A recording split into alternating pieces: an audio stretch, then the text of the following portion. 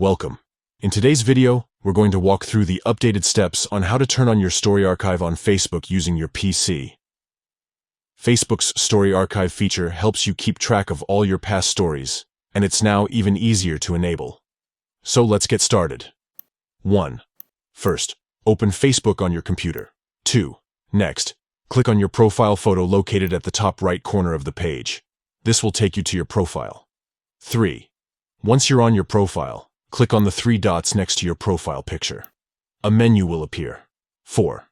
From the menu, select Story Archive. This will bring you to the page where you can view all your archived stories. 5. Now, click on Settings, and from the options that appear, choose Stories Archive Settings.